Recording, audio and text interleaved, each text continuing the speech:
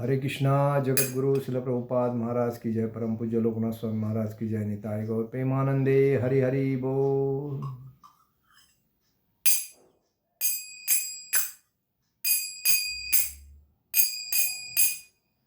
जय राधा माधव कुंज विहारी।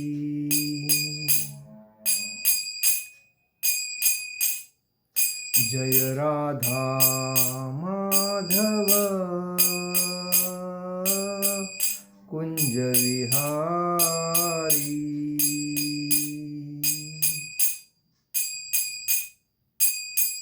गोपीजन वल्लभ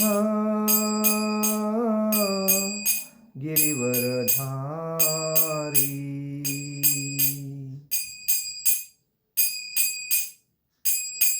गोपीजन वल्लभ गिरिवरधारी। यशोदानंदन ब्रज जन रंजन। यशोदानंदन ब्रज जन रंजन। यमुना तीरावन चारी। यमुना तीरावन चारी। जय राधा माधव कुंज विहारी। जय राधा माधव कुंज विहारी।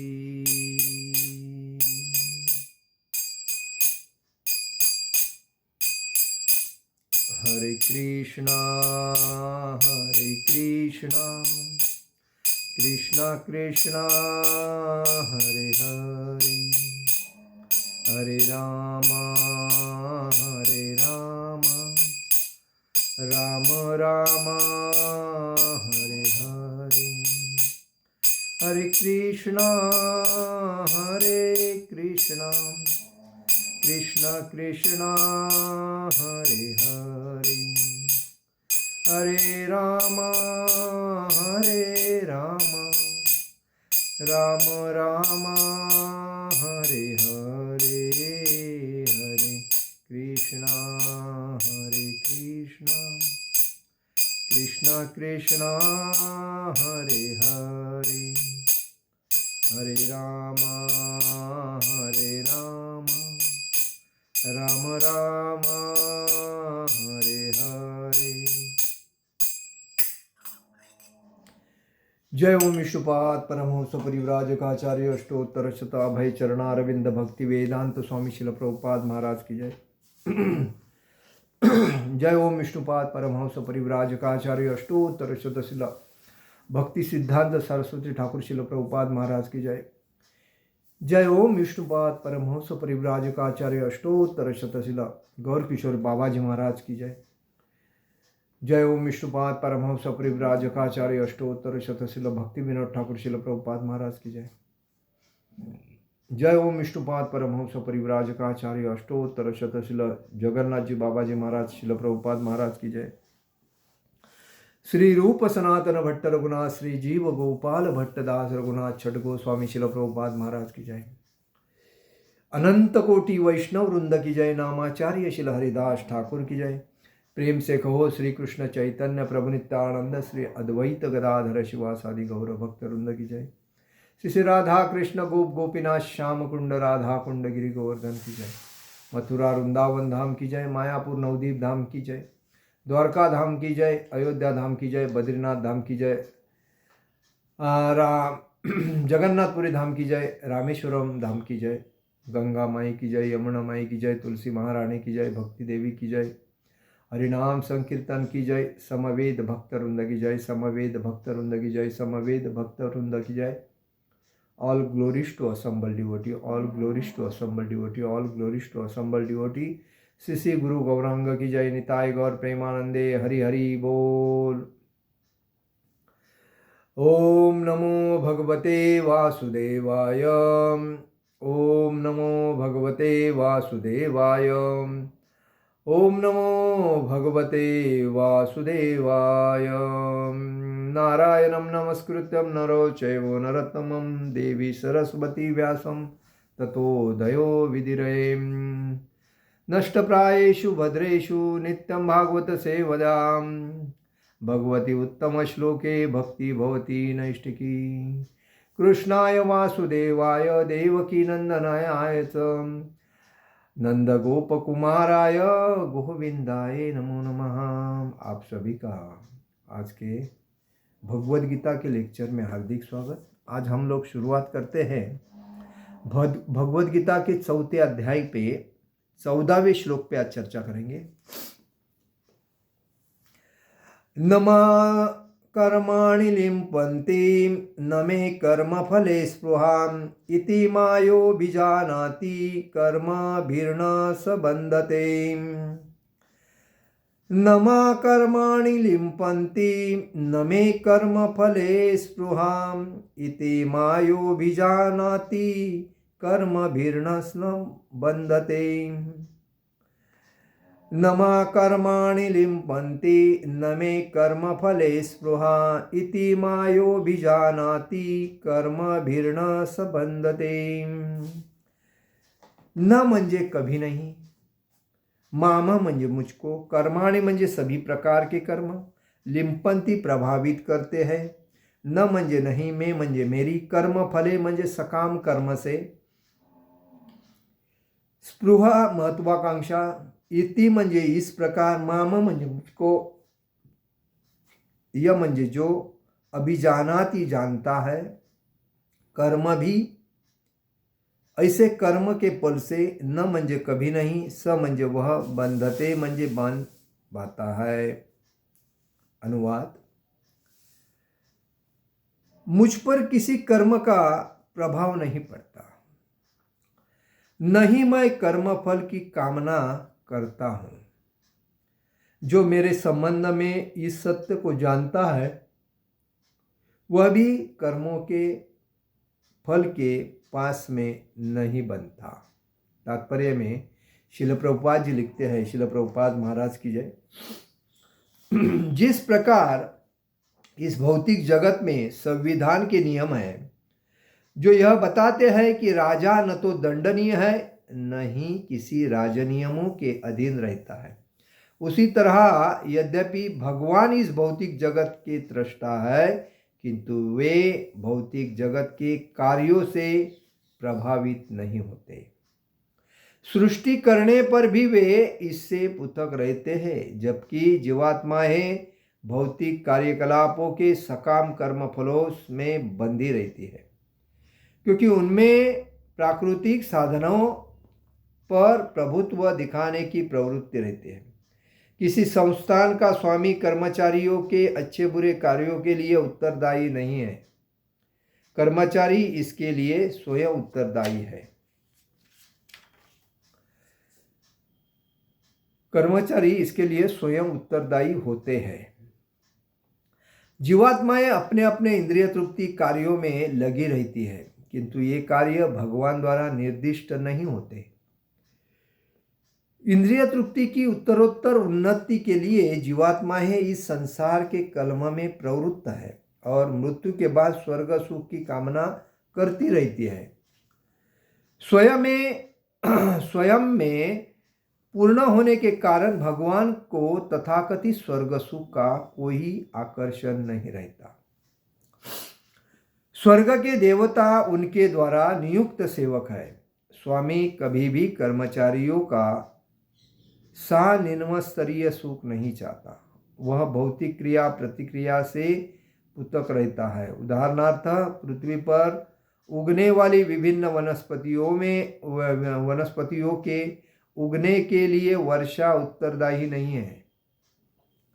यद्यपि वर्षा के बिना वनस्पति नहीं उग सकती, वैदिक स्मृति में इस तथ्य की पुष्टि इस प्रकार होती है, निमित्त मात्रे में वासव सुजानाम सर्ग कर्मणि प्रधान कारणी भूता यतो वै सुजशक्तयः। भौतिक सृष्टि के लिए भगवान ही परम कारण है। प्रकृति को तो केवल निमित्त कारण है, प्रकृति तो खाली केवल निमित्त कारण है जिससे विराट जगत दृष्टिगोचर होता है। प्राणियों की अनेक जातियां होती है, यथा देवता, मनुष्य तथा निम्न पशु, और ये सब पूर्व शुभाशुभ कर्मों के फल भोगने को बाध्य है। भगवान उन्हें ऐसे कर्म करने के लिए केवल समुचित सुविधाएं तथा प्रकृति के गुणों के नियम सुलभ कराते हैं, किंतु वे उनके किसी भूत तथा वर्तमान कर्मों के लिए उत्तरदायी नहीं होते। वेदांत सूत्र में दूसरे स्कंद में पहले अध्याय में 34वें श्लोक में पुष्टि हुई है कि वैषम्यनय घृणये नचो न सापेक्षत्वात्, वैषम्य नय घृणये न सापेक्षत्वात्। भगवान किसी भी जीव के प्रति पक्षपात नहीं करते। वैषम्य नय घृणये न सापेक्षत्वात्। जीवात्मा अपने कर्मों के लिए स्वयं उत्तरदायी तो है।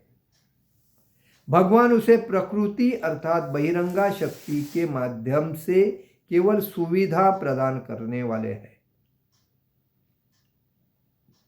जो व्यक्ति इस कर्म नियम के सारी बारीकियां से भली भांति अवगत होता है वह अपने कर्मों के फल से प्रभावित नहीं होता। दूसरे शब्दों में जो व्यक्ति भगवान के इस दिव्य स्वभाव से परिचित होता है वह कृष्ण भावनामृत में अनुभवी होता है। अतः उस पर कर्म के नियम लागू नहीं होते। जो व्यक्ति भगवान के दिव्य स्वभाव को नहीं जानता और सोचता है कि भगवान के कार्यकलाप सामान्य व्यक्तियों की तरह कर्मफल के लिए होते हैं, वे निश्चित रूप से कर्मफलों में बन जाते हैं। किंतु जो परम सत्य को जानता है वह कृष्ण भावनामृत में स्थिर मुक्त जीव है। ओम अज्ञानतिमिरान्धस्य ज्ञानाञ्जनशलाकया चक्षुरुन्मीलितेन तस्मै श्री गुरुवे नमः। श्री चैतन्यमनोभीष्टं स्थापितं येन भूतले स्वयं रूपकदा मह्यं ददाति स्वपदान्तिकम्। वन्देऽहं श्रीगुरु श्रीयुतपदकमलं श्रीगुरुवैष्णवांचं श्रीरूपं साग्रजातं सहगण रघुनाथामतं तं सजीवं साद्वैतं सावधूतं परिजनसहितं कृष्णचैतन्यदेवं श्रीराधाकृष्णपादान् सहगण ललिता श्रीविशाखान्वितांचं। हे कृष्ण करुणा सिंधु दीनबंधु जगतपते गोपेश गोपिकाकांत राधाकांत नमस्ते। तप्त कांचन गौरांगी राधे वृंदावनेश्वरी विशुभानुसुते देवी प्रणमामि हरिप्रिये। वांछा कल्पतरुभ्यश्च कृपा सिंधु एव स्वपतितानां पावनेभ्यो वैष्णवेभ्यो नमो नमः। नमो ब्राह्मण देवाय गो ब्राह्मणेताय जगतीताय कृष्णाय गोविंदाय नमो नमः। ओम पूर्णमदं पूर्णमिदं पूर्णात् पूर्णमुदच्यते पूर्णस्य पूर्णमादाय पूर्णमेवावशिष्यते। ओम गुरुवे गौरचंद्राय राधिकाय तदालये कृष्णाय कृष्ण भक्ताय तदभक्ताय नमो नमः। नमो विष्णुपादाय कृष्णप्रेष्ठाय भूतले श्रीमते भक्तिवेदांत स्वामिनिति नामिने। नमस्ते सारस्वते देवे गौरवाणी प्रचारणे निर्विशेष शून्यवादी पाश्चात्य देश धारणे। जय श्री कृष्ण चैतन्य प्रभु नित्यानंद श्री अद्वैत गदाधर शिवासादि गौर भक्तवृंद। हरे कृष्ण कृष्ण कृष्ण हरे हरे, हरे राम राम राम हरे हरे, हरे कृष्ण कृष्ण कृष्ण हरे हरे, हरे राम राम राम हरे हरे। तो हम लोग आज चर्चा कर रहे हैं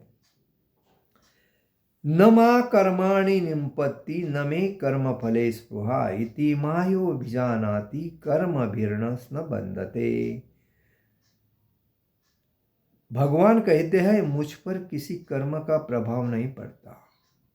जो व्यक्ति कर्म करता है उसको वही, उसका प्रभाव वही जाने, मैं तो नहीं। मैं उनको सुविधा प्रदान करके देता हूँ जो उनके लिए वो क्या कर रहे, जैसा जो कुछ करता है वो खुद उसका प्रायश्चित्त भोगता है।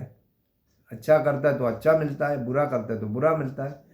नियति उसका हिसाब रखती है और वो उसको बाद में, मैं उसमें कुछ इंटरफेयर नहीं करता, मैं सुविधा प्रदान करके देता हूँ।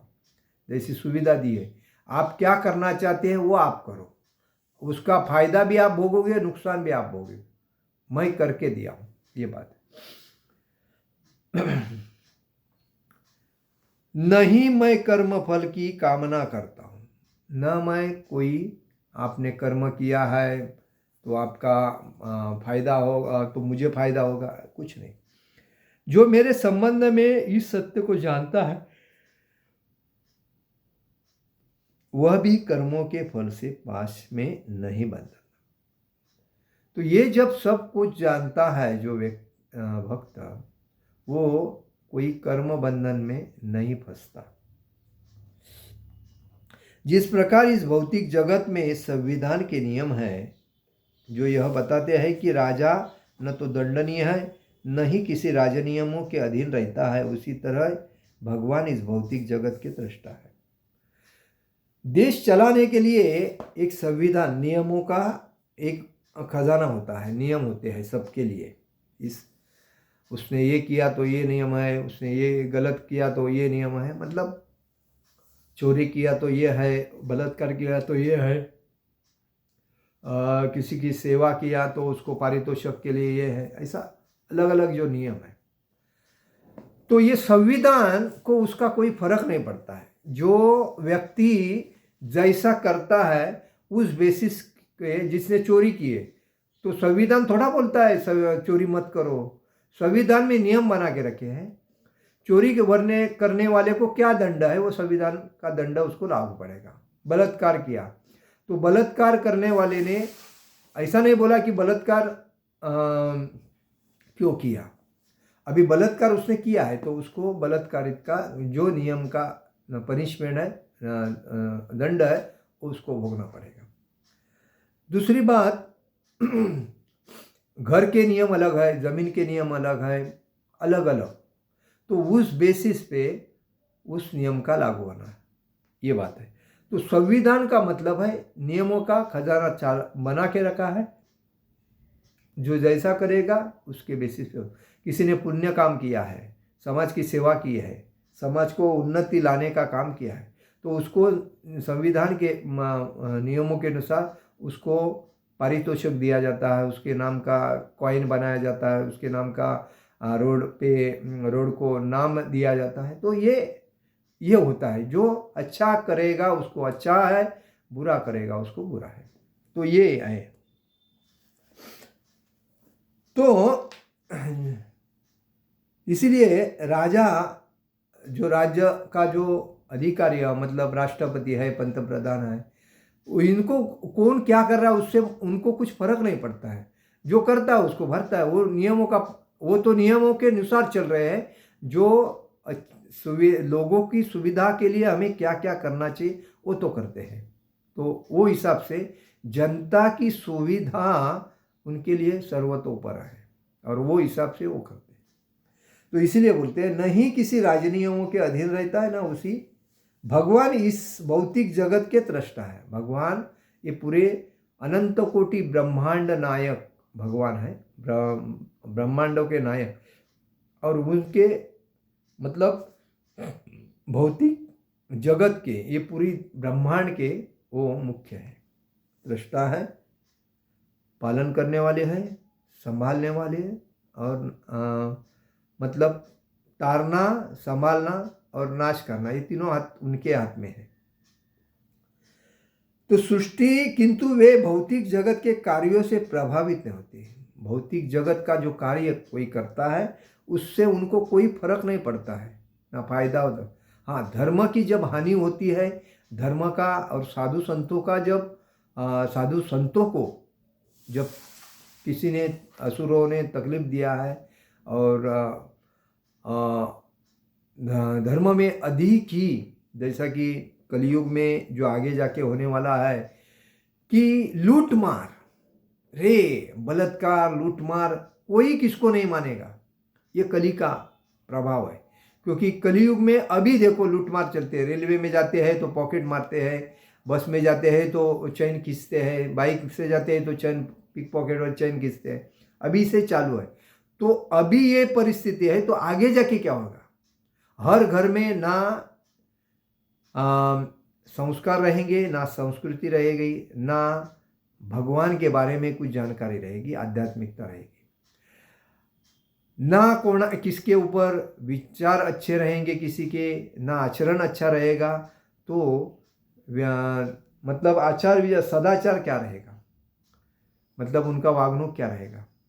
तो जब माता पिता ही गलत काम करते रहेंगे तो बच्चों को क्या संस्कार दिए जाएंगे? अभी देखो कोई कोई घर में बच्चे छोटे रहते हैं, माता पिता अपने प्रेम प्रकरण में तल्लीन रहते हैं। वो ये नहीं समझते कि अपने बच्चे हमें देख रहे हैं, कल जाके उनके ऊपर गलत असर पड़ेगा।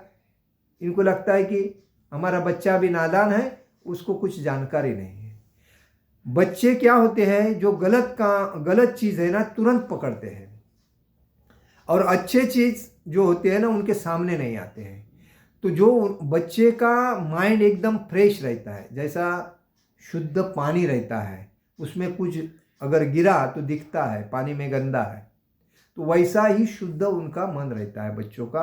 तो उस मन के ऊपर जितना अच्छा प्रभाव डालेंगे हम, जितने अच्छे संस्कार डालेंगे, जितने अच्छे भगवान की कथा डालेंगे, जितने रामायण महाभारत भागवत पुराण भगवत गीता श्लोक जो हम लोग बोलते हैं वो श्लोक उसको बोलने के लिए लगाएंगे, उसको भगवान के विग्रह का दर्शन करवाएंगे, उनको अच्छी अच्छी चीज़ें बताएंगे, वो उनके लाइफ टाइम काम में रहेगी।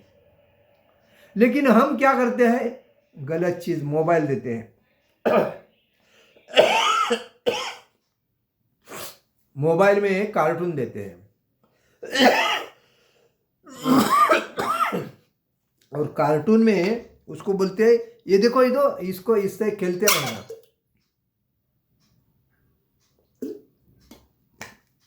तो उसमें क्या फर्क पड़ेगा, उसको क्या संस्कार मिलेगा? वो कार्टून ही बनेगा बच्चा, बराबर। उससे बेटर है कोई महाराज का लेक्चर या कोई कीर्तन या कोई ऐसा भगवान का एक पिक्चर उनके सामने बताया जाता है। प्रहलाद महाराज ने ये किया था, ध्रुव महाराज ने ये किया था। तो ये जो संस्कार उनके ऊपर जो पड़ते हैं वो उनके काम की चीज़ है। जब छोटे बच्चे के मन में जो जो चीज़ अच्छी रहेगी ना, उसके लाइफ टाइम उसके काम आएगी। जैसा पढ़ाई में जब एक्सपर्ट होता है बच्चा, तो उसको जो जो पढ़ता है उसके लाइफ टाइम उसके कान दिमाग में रहता है वो। और जब गलत ही रास्ते बताएंगे, माता पिता घर में मछली खा रहे हैं, पान सुपारी खा रहे हैं, पिताजी शराब पी रहे हैं, माँ उसला के घर में पका रहे हैं, और गलत लोगों के बारे में चर्चा कर रहे हैं, अलग अलग जो गंदे कलाकार है उनके बारे में घर में फोटो वगैरह लगा के उनके बारे में स्तुति कर रहे हैं। इससे क्या बच्चा प्राप्त करेगा? वो तो उसी लाइन में जाएगा जो गलत काम कर रहे हैं, उनको अच्छा बोल रहे हैं लोग, उसमें उसके पास पैसा है। गलत चीज़ों से कमा हुआ पैसा वो नश्वर मनी है, नश्वर पैसा है, वो कुछ काम का नहीं है, खाली दिखावा है। वो जब तक है तब तक, उसके बाद सब निकल जाएगा। तो वो कार्य नहीं करना चाहिए जो बच्चे के ऊपर गलत संस्कार पड़े। तो इसीलिए इसमें बताया है।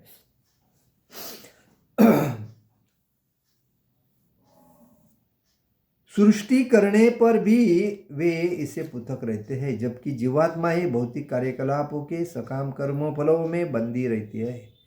संपूर्ण सभी जीव अपने कार्य में हमेशा व्यस्त रहते हैं।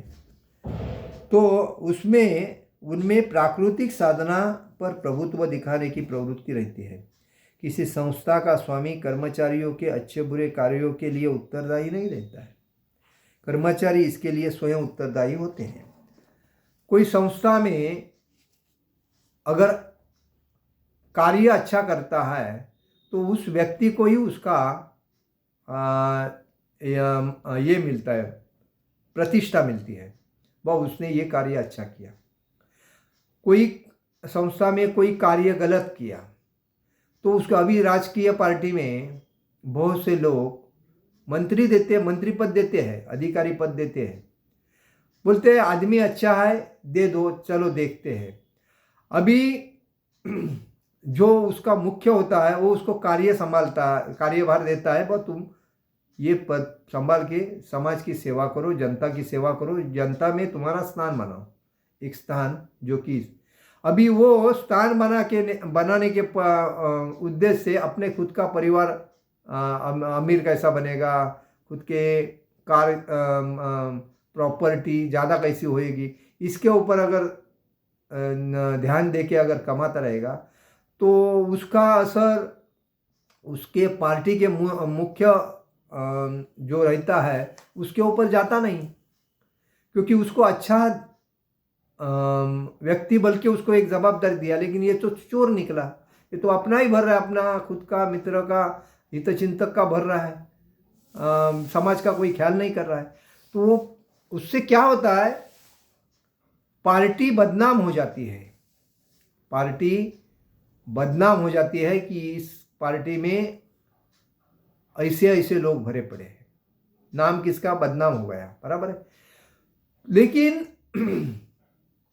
वो अगर सही काम करता है तो किसका नाम आएगा, वह ये पार्टी का ये व्यक्ति सही है और वो व्यक्ति ना अतिशय, तो उस व्यक्ति को माने, उस व्यक्ति ने काम खराब किया है तो उस व्यक्ति बदनाम हो जाता है कि ये पार्टी का ये जो व्यक्ति है ना एकदम बेकार है, वो चोर है, ऐसा है, बाकी लोग देख उस पार्टी में कितने अच्छे हैं, ऐसा बोलते हैं।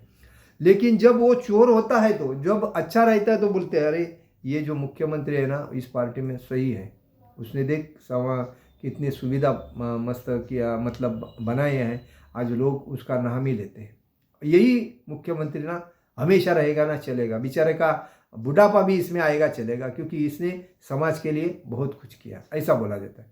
कोई भी एरिया का मतलब ग्राम पंचायती देखो, तलाटी देखो, तहसीलदार देखो, उसके अधिकारी जो है वो जब एकदम ग्राउंड लेवल में जाके जब सेवा करते हैं समाज की, तब उनका आदर मान सम्मान अतिशय ज़्यादा रहता है, क्योंकि उनको लगता है कि आज तक हमको किसी ने देखा नहीं, लेकिन इस व्यक्ति ने हमारे घर पे आकर हमको मिलकर ये जो हमें सुविधा दी, हम इसके उपकार कभी नहीं, तो ये जो आशीर्वाद जो मिलता है ना वो बहुत कुछ करके जाता है। लेकिन आजकल लोग क्या करते हैं, पहला अपना भरते हैं, अपने को प्रतिष्ठित बनाते हैं और बाद में दूसरे को देखते हैं। हमें कुछ नहीं चाहिए, लेकिन दूसरे को आनंदी देख के जो प्रसन्न होता है ना उसमें सब कुछ आ गया, ये भाव अपने अंदर होना चाहिए। लेकिन लोग आजकल बड़ी बड़ी कार लेके, हेलीकॉप्टर लेके, बड़े बड़े बंगले बना के, बड़े बड़े घर बना, बिल्डिंग वगैरह बना के खुद को अमीर मतलब उद्योगपति बनाकर लोगों का बाद में भला करने को जाते हैं, तो वो गलत है। तो इसीलिए कहा जाता है कि जो सोसाइटी का व्यक्ति होता है उसमें सोसाइटी का जो सोसाइटी का ओनर है वो उसको जवाबदार नहीं है, वो सोसाइटी का जो कार्य करने वाला जो व्यक्ति है वो उसके जवाबदार है। इस संसार के देवताओं तथा उनके पूजक इस संसार के संहार के साथ ही विनष्ट हो जाएंगे। इसलिए हम जो कार्य करते हैं वो कार्य जब तक सूरज चांद रहेगा तब तक हमारा नाम रहेगा, ऐसा कार्य होना चाहिए। हमारा कार्य क्या होता है कि हम जब है तब तक ठीक है, हमारे ऊपर किसी ने लात मार दी तो हमारा कार्य भी गया और सब कुछ गया, नाम भी गया। बाद में बोलते हैं यार तभी चलती थी अभी बंद पड़ी। तो अभी कितने ऐसे अधिकारी है, कितने ऐसे मंत्री है, कैसे लोग है, मतलब मंदिर का भी प्रेसिडेंट रहे, संस्था के भी प्रेसिडेंट रहे या राजकीय प्रेसिडेंट रहे, उनकी हालत यही है। जब मंदिर का प्रेसिडेंट रहता है, कोई अध्यक्ष खजिंदा रहता है या सेक्रेटरी रहता है, तो उसको जनता की भावनाओं का आदर करना चाहिए, जनता की सुविधा का ख्याल करना चाहिए। भक्तों के जीवन का उद्धार कैसा हो, भक्त भक्ति में सब कुछ प्राप्त कैसे हो, ज़्यादा ब्रह्मचारी कैसे बने, ज़्यादा ब्रह्मचारी से अच्छे क्वालिफाइड होके सन्यासी कैसे बने। ये नहीं कि ब्रह्मचारी बनने के बाद गृहस्थ कितने बने, ये नहीं, ब्रह्मचारी बनने के बाद ज़्यादा सन्यासी कैसे हो जाए, इस पे ध्यान रखना चाहिए। आज लोग देखो, ये जो आश्रम है 4, ब्रह्मचारी, गृहस्थ, वानप्रस्थ, सन्यासी, ये सभी आश्रमों में सबसे श्रेष्ठ आश्रम सन्यासी आश्रम है। जो व्यक्ति इस मानव जीवन में आया है, इसने अगर ब्रह्मचारी आश्रम को पालन किया है तो उसका गोल क्या होना चाहिए, मुझे सन्यासी बनना है। उसका ये गोल होना नहीं चाहिए कि मैं, उसमें वो गृहस्थ है तो उसके बाल बच्चा पत्नी वगैरह अच्छी है तो हमको भी गृहस्थ बनना है। अरे गृहस्थ बोलेगा तो जवाबदारी का काम है, वानप्रस्थ बोलेगा तो भक्ति का काम है, और सन्यासी बोलेगा तो भगवान का पार्षद का काम है।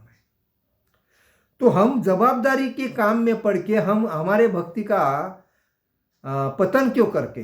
बहुत से लोग ब्रह्मचारी बनने के बाद लग्न शादी करते हैं, शादी करने के बाद उनकी भक्ति में बाधा आ जाती है, क्योंकि पत्नी है, बच्चे हैं, उनको सबको लेके चलना है, तो फिर खर्चा बढ़ता है। खर्चा बढ़ने के बाद इधर उधर मुंह देखना पड़ता है, किधर से पैसा आएगा, किधर से पैसा आएगा, तो भक्ति कैसे होगी। ब्रह्मचारी था तभी दिल लगा के भक्ति करता था, अभी ब्रह्मचारी जब से शादी किया है, दूसरे का शादी देख के मेरे को भी आया शादी करने का मूड, इसके लिए मैंने किया। कई ब्रह्मचारी ऐसे होते हैं कि दूसरे ने गलत काम किया तो अपन भी गलत काम करके बाद में मुंह छुपा के इधर उधर रहना चाहते। अरे ब्रह्मचारी का महत्व क्या है। ब्रह्मचारी का अर्थ यह है कि ब्रह्म ज्ञान का विचार जो है, शिक्षण जो है, वो समाज को देना, ये बात है। तो इसी के बारे में लोगों में कितनी जागरूकता पैदा करें, ज़्यादा भक्ति का प्रचार कैसा, उसके ऊपर ध्यान देना। ये जो नहीं करना है उस पर ध्यान देके आप खुद को पतन करने के मार्ग में लेके जाते हैं, और बाद में ऊपर बोलते हैं अरे शादी किया तो क्या हुआ, उसमें क्या हुआ, ऐसे भी बोलने वाले होते हैं। हमारा कोई नुकसान नहीं है, हम किसको कुछ देते नहीं, लेकिन समाज को क्या दिखता है। इतने सालों से आपने तपस्या की, किसकी, ब्रह्मचारी व्रत पालन करके, और आपने आगे जाके क्या पालन किया, वही अगर उसको आगे रेट के लेके जाते, अगर सन्यास के लिए नाम आपका घोषित करते, मैंने ब्रह्मचारी का पालन किया, अभी मुझे सन्यास लेना है, तो ये ब्रह्मचारी ने आपस में तय करना चाहिए कि मुझे सन्यास लेना है, ये बात है। और कभी भी ये जो विषय है वो प्रेसिडेंट को ये निकालना चाहिए या सेक्रेटरी को कि हमारे मंदिर में इतने लोग सन्यासी बनेंगे। तो ये जो सन्यासी का जो टारगेट है, ये टारगेट रहने से लोगों का कॉन्फिडेंस बढ़ता है, वह उसने सन्यास लिया मैं भी लूँगा, उसने सन्यास। अभी देखो कोई शादी करता है तो उसने शादी, मैं भी शादी करूँगा, उसने शादी, मैं भी लड़की देखूँगा, ये क्या है। तो आगे की जो पीढ़ी है उसमें ब्रह्मचारी बढ़ने की कोशिश हो जाती है।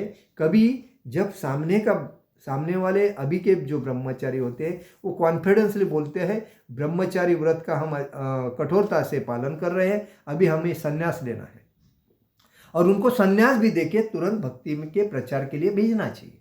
ये होना चाहिए, नहीं कि उसके लिए उसका ये करो, उसको सब, ब्रह्मचारी का मतलब ये है उसको सब ट्रेनिंग देना चाहिए।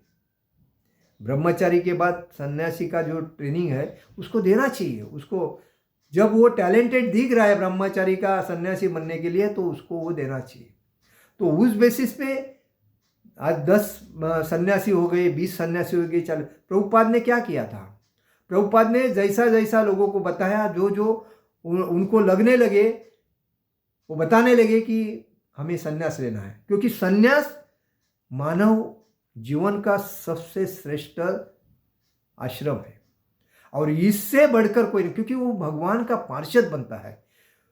मतलब भक्तों में 4 आश्रम है, एक नवसिका, एक कनिष्ठ, एक मध्यम और एक उत्तम। जो उत्तम जो होता है वो सन्यासी के लेवल में जाता है, वो बाकी तो कोई ध्यान ही नहीं देता है। वो उसका ध्यान किधर रहता है? भगवान के भक्ति और भगवान के भक्ति का प्रचार। ये सिस्टम है। तो ज्यादा मंदिर के भक्त ब्रह्मचारी से सन्यासी कैसे बने, इसके ऊपर टेम्पल प्रेसिडेंट का ज्यादा ध्यान होना चाहिए। मतलब जो टेम्पल की मैनेजमेंट रहती है उसका पूरा ध्यान होना चाहिए। नहीं कि गलत काम किया उसको संभाल के ले लो, इधर से उधर करो। गलत काम क्यों कर रहे हैं? गलत काम इसीलिए वो कर रहे हैं क्योंकि उनके दिमाग में दूसरा कोई काम ही नहीं है। तो इसीलिए तो वैसा ही संस्था जो सोसाइटी रहती है बिल्डिंग की, उसका भी वही हाल है। सोसाइटी के लोगों को सुविधा कैसी प्राप्त हो, अच्छी अच्छी सुविधा कैसे प्राप्त हो, अच्छे अच्छे प्रोग्राम कैसे प्राप्त हो। दूसरी बात, लोगों को आनंद कैसा आ जाए जीवन जीने का। वैसे मतलब भगवत गीता की क्लास, भागवतम की क्लास, हरिनाम संकीर्तन, कोई फेस्टिवल, कोई प्रसाद डिस्ट्रीब्यूशन, मतलब ये कार्य होना चाहिए। अलग अलग संतों को संस्था में बुला के उनके भक्ति के प्रचार के बारे में बताना चाहिए। वैसा ही राजकारी जो लोग रहते हैं, आमदार, खासदार, मंत्री वगैरह, उन्होंने अपने एरिया में भी ऐसा ही काम करना चाहिए। अपने सनातन वर्णाश्रम धर्म का प्रचार करने के लिए आज हमारी संस्था जो इस्कॉन संस्था है, वो इस्कॉन कृष्ण भावनामृत संघ है, वो पूरी दुनिया में फैला रही है। विदेशी लोग क्या करते हैं, अपने संस्था में लोगों को बुला बुला के उनको भक्त बना। तो भारत में ज़्यादा जो विदेश में लोक संख्या कमी है, लेकिन भारत ऐसा देश है कि जब एक आदमी चलता है उसको 10 आदमी धक्का मारते हैं, इतनी लोक संख्या है। तो इसमें जितने ज़्यादा लोग भक्त बनेंगे उतने वो अपने जीवन को साकार, मतलब जीवन जीने का महत्व समझेंगे, उनका जीवन सफल हो जाएगा। और इसीलिए श्रील प्रभुपाद जी ने लोगों को भक्त बना के, उनको दीक्षा देके, सन्यासी बना के प्रचार करने के लिए लगाया। तो आज सन्यासी बनने का प्रकार बढ़ना चाहिए। नहीं कि साल में एक हो रहा है तो ऐसा नहीं, कम से कम साल में 50-100 सन्यासी बनने चाहिए। सन्यासी ज़्यादा जितने होंगे उतना भक्ति का प्रचार ज़्यादा हो जाएगा, ये बात है। तो इसमें बताया गया है कि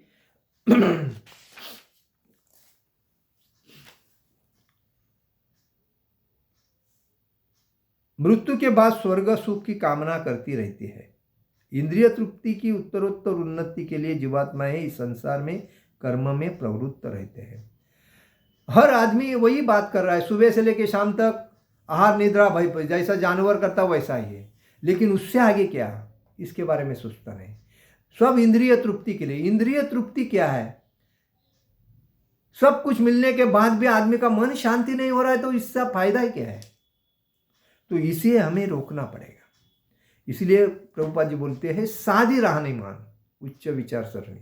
लेकिन आज लोग क्या है, उच्च राहनीमान साधी विचार सरणी, तो लोप में ही जा रहे हैं, मतलब पतन में ही जा रहे हैं।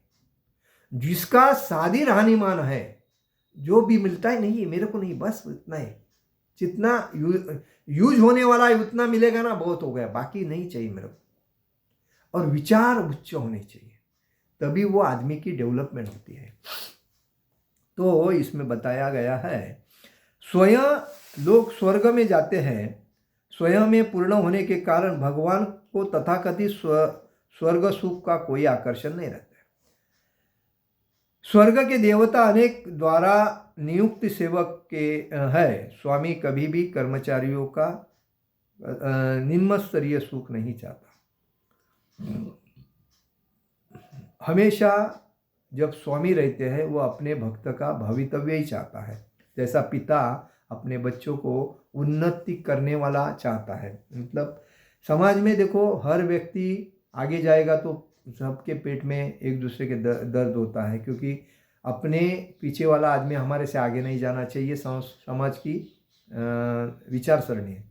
लेकिन एक पिता ही होता है जो अपने पुत्र अपने से आगे कैसा जाएगा, और एक गुरु ही होता है अपना भक्त अपने से आगे कैसा प्रचार करे। वही जैसा भक्ति सिद्धांत सरस्वती ठाकुर जी ने प्रभुपाद जी से कहा, देखो वो भक्तों में जाके मिक्सिंग मत होना। को गौड़िया मठ वाले जो थे, प्रभुपाद भी गौड़िया मठ से ही जुड़े थे, लेकिन बोले थे उधर मत जाना, वो सब मेरा मेरा तेरा मेरा करते बैठते हैं, भक्ति का प्रचार नहीं कर रहे हैं, उनके दिमाग में क्या चल रहा है उनको मालूम नहीं। मैंने उनको दीक्षा देके सन्यासी दिया, सन्यासी दीक्षा देने के बाद भी प्रचार नहीं कर रहे, अपना एक एक आसन पकड़ के बैठे हैं, ये मेरा है ये मेरा है कर रहे हैं।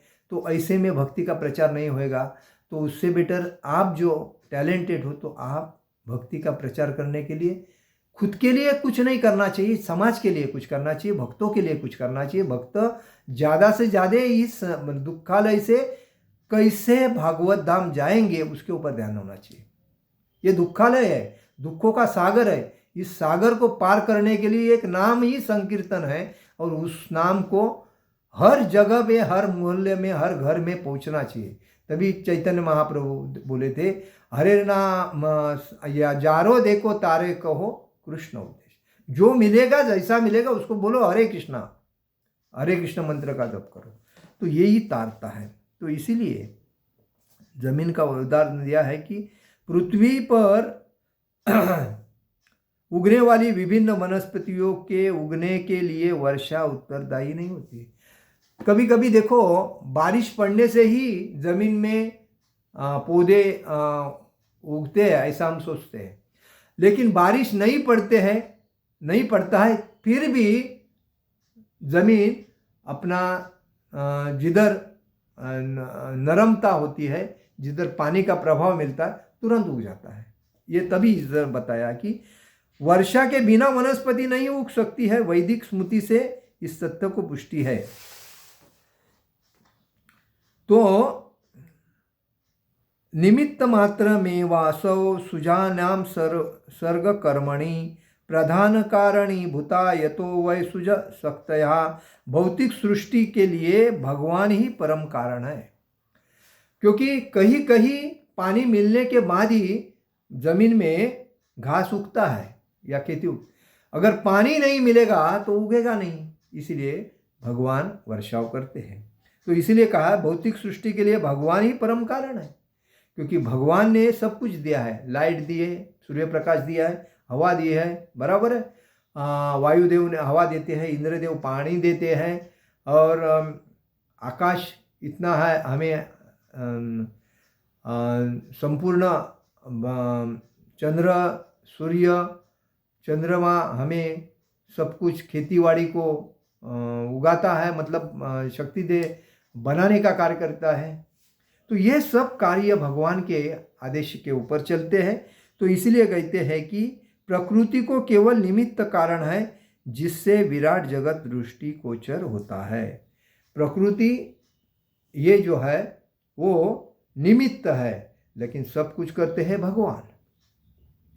प्राणियों की अनेक जातियां होती है, यथा देवता, मनुष्य तथा निम्न पशु, और ये सब पूर्व शुभाशुभ कर्मों के फल भोगने को बाध्य होते। इसीलिए कोई कहा जाता है, कोई भी व्यक्ति को कुछ अगर आनंद प्राप्त होता है जीवन में या तकलीफ प्राप्त होती है जीवन में, तो उसके पहले कर्म के ऊपर, पहले जन्म का जो कर्म है ना, उसी के बेसिस पे उसको ये पुण्य कार्य होता है उससे, या नुकसान जो भी होता है उसके जीवन का, उसी का प्रभाव है वो। भगवान उन्हें ऐसे कर्म करने के लिए केवल समुचित सुविधाएं तथा प्रकृति के गुणों को नियम सुलभ करते हैं। भगवान क्या करते हैं? भगवान खाली मतलब ये रेडीमेड करके देते हैं, सब सुविधाएं बना के देते हैं, और जिसको जैसा करना है वो कर सकता है।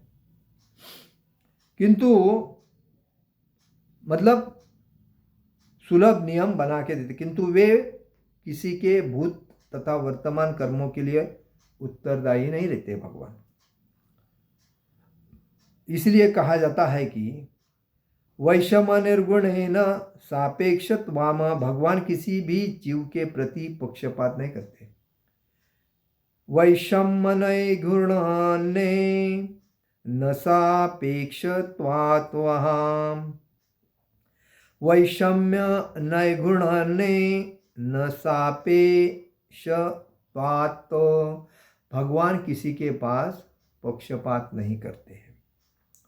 उनके सभी उनको अच्छे लगते हैं, सभी उनको प्यारे हैं। जीवात्मा अपने कर्मों के लिए स्वयं उत्तरदायी रहता है। जो जैसा करता है उसको वैसा पश्चाताप परिणाम भोगना पड़ता है।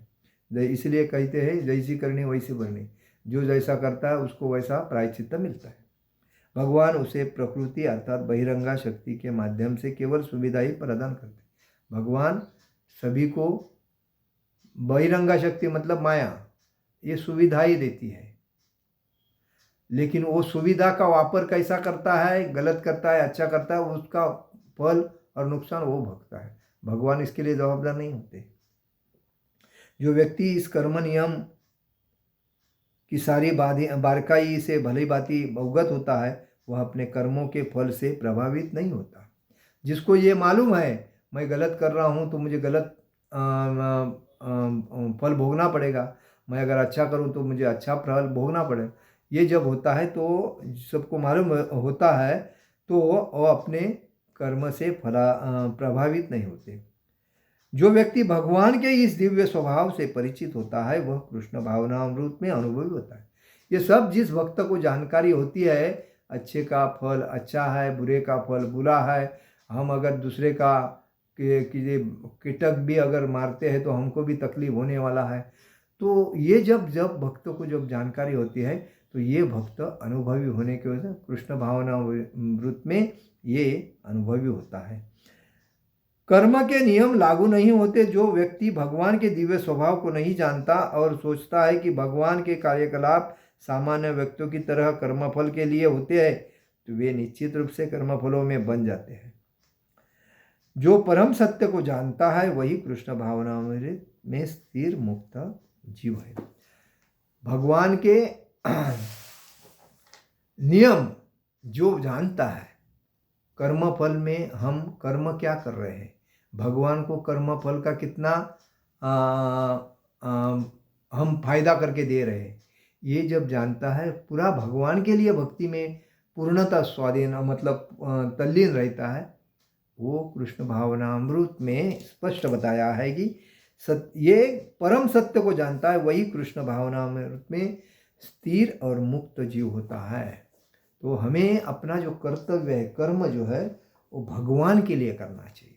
और जब हम भगवान के लिए जब कर्म करते हैं तभी हम मुक्त जीवात्मा होते हैं। हमें किसी की लालसा, लोभ, ईर्ष्या, अहंकार, संशय नहीं करना चाहिए। हम जब ये इस चक्कर में पड़ते हैं तो हम अपना ही खुद का पतन करके लेते हैं और इस वजह से भक्ति में प्रगति नहीं होती है और हम भक्ति से दूर दूर हो जाते हैं। कितने लोग भक्ति से दूर दूर पतन क्यों होता है? क्योंकि बराबर माला या भगवान के नियमों को पालन नहीं करते। जो 4 नियम है वो 4 नियमों को पालन नहीं करते।